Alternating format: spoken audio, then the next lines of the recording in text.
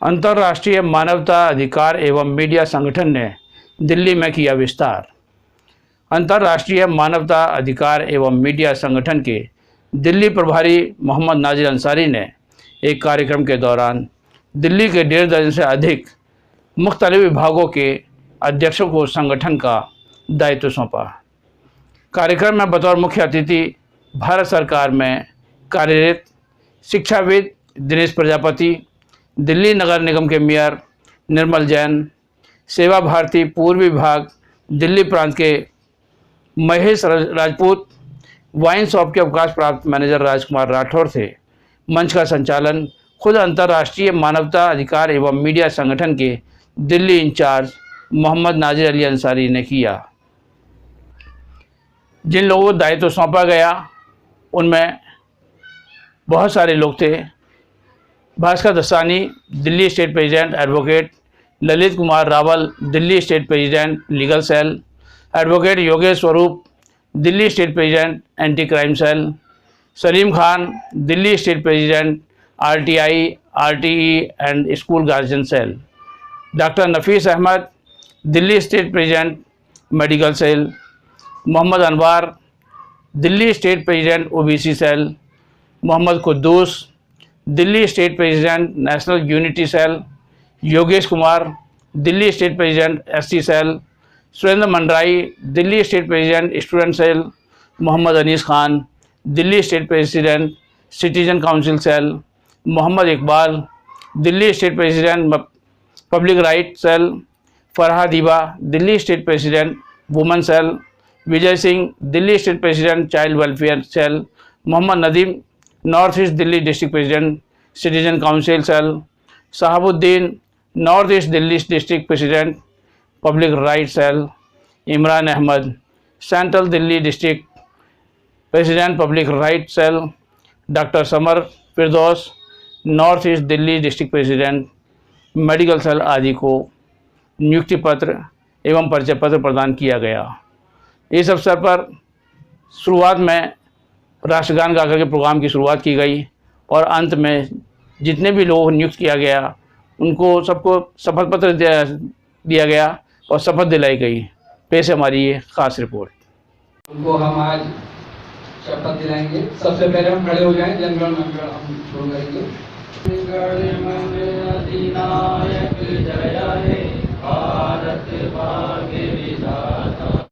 एक बार और खड़े होंगे और हम सब एक शपथ लेंगे। तो मेरा सलाम, मेरा आदाब, नमस्कार। आज बड़ा खुशी का दिन है कि हम सब शपथ ले रहे हैं और शपथ की एक इंसान और इंसानियत के लिए। तो हम सब मिलकर कुछ बोलेंगे।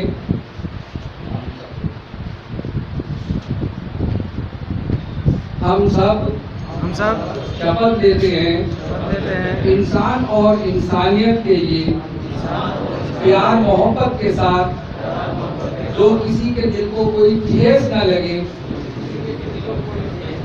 ऐसे प्यार मोहब्बत के साथ हम ईमानदारी से समाज सेवा करेंगे, लोगों की भलाई करेंगे, लोगों के काम आएंगे। ये हम सब शपथ लेते हैं। किसी के मानव नहीं होने देंगे। आज हमारा programme international humanity rights and media organisation हमारी संस्था है और दिल्ली बची हुई थी। शायद मुझे लगता है कि मेरे लक में थी दिल्ली और मुझे दिल्ली का इंचार्ज बनाया गया है कि आप सारी टीम को देखें और हम सब मिलकर समाज सेवा करें, लोगों की हेल्प करें, किस तरह लोगों की गरीबी दूर हो, किस तरह लोगों के साथ अगर प्रॉब्लम हो रही है तो हम उसको कैसे सॉल्व करें। उसके लिए हमारी टीम में बहुत सारे हमारे एडवोकेट्स हैं, बहुत सारे हमारे डॉक्टर्स हैं जो हेल्थ को देखेंगे और एडवोकेट हैं जो समाज को देखेंगे। अगर किसी को कोई दिक्कत है, कोई कानून की दिक्कत है, कहीं प्रॉब्लम्स है, तो ये सारी चीज़ें देखी जाएंगी। मास्टर हैं जो स्टूडेंटों को स्टूडेंट सेल के हैं तो उसको देखेंगे, जो मास्टर्स हैं वो सारे उन टीचरों को देखेंगे, स्कूल्स को देखेंगे। ऐसे हमारे दिल्ली प्रदेश के यहाँ अध्यक्ष बनाए गए और वही अध्यक्ष हमारे 11 हमारे डिस्ट्रिक्ट के प्रेसिडेंट बनाएंगे। मुझे उम्मीद है कि हम सब मिलकर के बहुत एक अच्छा मैसेज भी जाएगा और अल्लाह और भगवान के लिए हम ऐसा काम करेंगे जो उनके दिलों से दुआएं निकले। समाज सेवा है और यही हमारा इंटरनेशनल ह्यूमैनिटी राइट्स है। ये सेवा करने का जो भाव आपके मन में आया वो कब से आया? ये सेवा करने का भाव तो मैं 25 साल से हूँ और इंटरनेशनल ह्यूमैनिटी राइट्स में ये संस्था है मेरी, लेकिन मेरे जो सबसे पहले मैं यहाँ पर बीजेपी में पार्टी में आया, बल्कि ऐसा माहौल नहीं है बात करने का, पॉलिटिक्स का मामला नहीं है। 25 साल हमें काम करते समाज सेवा करते हो गए, तो 25 साल से मुझे लगा कि जब लोगों का हमने काम किया और लोगों ने हमें दुआएं दी तो हमें लगा कि और हमें अच्छा से अच्छा काम करना चाहिए। अगर उनका कोई बढ़िया काम होता है, कोई परेशानी सॉल्व होती है, कोई दिक्कत दूर होती है तो दिल को बड़ा सुकून मिलता है। ये कुदरत की देन है, ये अपने हाथ में नहीं है, अल्लाह और भगवान की देन है। सर आप यहाँ पर आए हैं आज, कैसा प्रोग्राम लगा? पहले तो सबसे पहले ये मुझे बहुत अपने आप को गौरवान्वित महसूस कर रहा हूँ कि नाजिर भाई ने इतना सुंदर कार्यक्रम किया है। वास्तव में ये कार्यक्रम मैं कहूँगा ये समाज सेवा से भी बड़ा, जो इस देश को सबसे बड़ी ज़रूरत है आज पूरे देश और समाज को एक करने की, आज आपने नाजिर भाई वो काम किया है।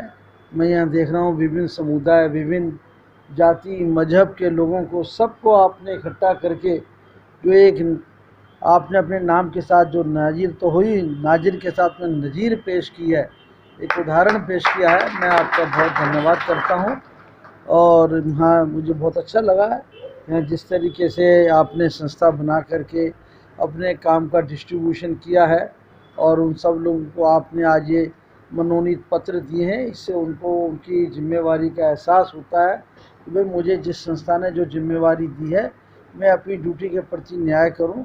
और मुझे लग रहा है ये संस्था निश्चित रूप से जिस तरह से आपने अपेक्षा की है सब मिलकर के गरीबों के उत्थान के लिए काम करेगी। ये जो आज कार्यक्रम रखा गया है इसमें शिक्षा को लेकर के आप क्या संदेश देंगे? जी, सबसे पहले मैं बहुत बहुत बधाई देना चाहता हूँ हाजी साहब को। उन्होंने एक इतनी अच्छी मुहिम को शुरू किया है पूरी दिल्ली के स्तर पे और समाज से बड़े अच्छे अच्छे लोगों को इस कार्यक्रम में जोड़ा है। और बड़ा ही शुभ मुहूर्त इसलिए है कि पूर्वी दिल्ली नगर निगम के हमारे मेयर साहब ने विशिष्ट अतिथि के रूप में इस कार्यक्रम में शिरकत की है, तो उनका बहुत बहुत धन्यवाद। शिक्षा की जहाँ तक बात है, शिक्षा का तो उद्देश्य ही मानव को मानव बनाना है। शिक्षा का उद्देश्य इंसान को इंसान बनाना है और इसी मानवता को लेकर इन्होंने मुहिम शुरू की है। तो इसीलिए शिक्षा ही इनकी मुहिम को आगे बढ़ाने में बहुत ही ज़्यादा कारगर साबित होगी, ऐसा मेरा विश्वास है। दिनेश जी, आपने कहा कि शिक्षा मानव को मानव बनाती है, लेकिन अभी हाल ही में राजस्थान, मध्य प्रदेश, बिहार, उत्तर प्रदेश, यहाँ जिस तरीके से दलित बेटियों के साथ में घटनाएं घटित हो रही हैं, आपको लगता है कि वहाँ शिक्षा का अभाव है या इंसानियत का अभाव है?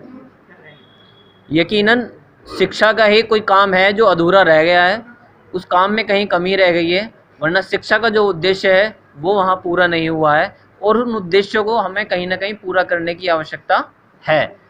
उन्हीं उद्देश्यों को समर्थन देने के लिए, सहयोग देने के लिए भाई साहब ने जो मुहिम शुरू की है, मैं शायद ऐसी अपेक्षा करता हूँ कि आगे जाके उसको पूरा करेगी।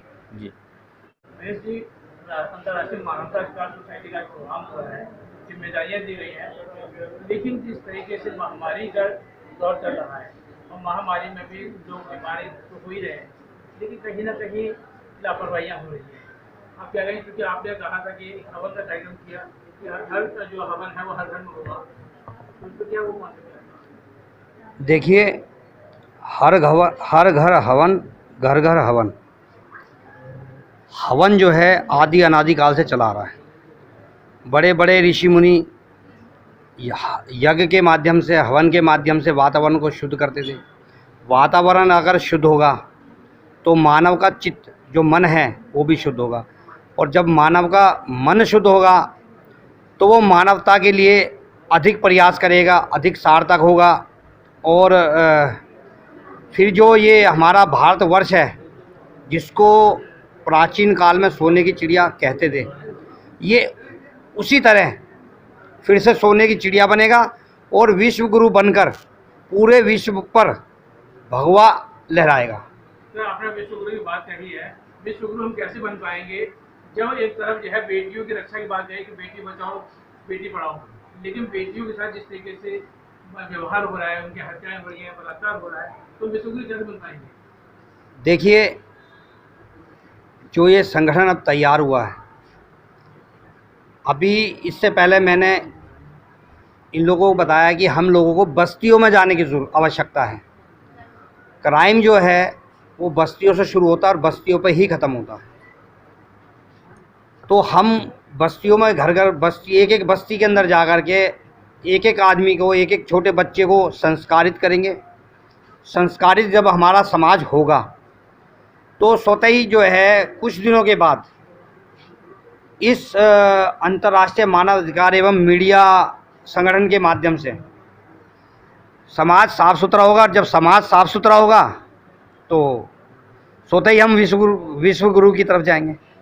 आपने बात कही भगवा की कि एक दिन भगवा लहराएंगे, तो ये भगवा जो है हमने इसको जो है कैटेगराइज कर दिया है। मुसलमानों में जो जर्दा खाया जाता है, जर्दे का कलर भी भगवा ही होता है।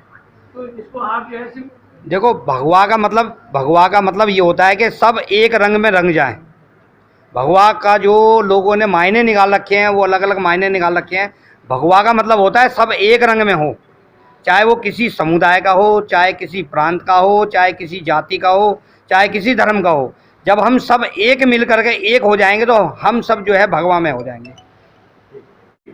सबसे पहले तो बहुत बहुत बधाई कि हमें ये क्या बोलते हैं इसको ओहदा मिला है अध्यक्ष बनने का। पूरी जिम्मेवारी से इसको निभाना है हमें। आगे पूरी दिल्ली के अंदर में जगह जगह पर जा कर के हमें इसको और बढ़ाना है, इसके नाम और आगे बढ़ाना है हमें। समाज सेवा जैसे भाई साहब ने बताया था कि घर घर में जा कर के, बस्तियों में जा कर के, एक छोटा सा उदाहरण है। अभी हम बिजनेसमैन हैं, हमारा कोई वैसे बिज़नेस को छोड़ के और कोई था नहीं, तो हमने ये समाज सेवा अपने एक विचार के, हमारे कुछ जान पहचान वाले लोग को साथ ले जा करके हमने जिस दिन 21 मार्च से, जिस दिन से ये अपना कोरोना चालू हुआ था, उस दिन से हम लगे पड़े हुए हैं इसमें समाज सेवा में।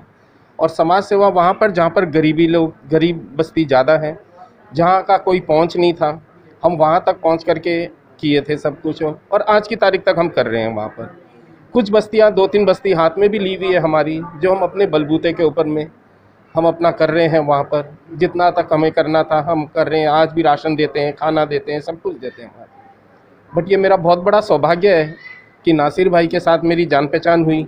इन्होंने मेरे को इस संगठन के बारे में बताया और इस काबिलियत समझा मुझे कि मैं इस संगठन से जुड़ूं, और अध्यक्ष का रूप दिया है मुझे आज दिल्ली के अंदर में। तो आशा करता हूं कि मैं पूरी दिल्ली को बहुत अच्छे से हम लोग मिल कर के चलेंगे, और हमारे साथ में जितने भी भाई लोग, बहनें लोग जो हमारे साथ जुड़े हुए हैं, उम्मीद करता हूं कि बहुत अच्छे से लेकर के हम आगे इसकी और आगे तक हम चलेंगे इसमें। फरहान, मेरा आपसे एक सवाल ये है कि आप दिल्ली की महिला अध्यक्ष हैं।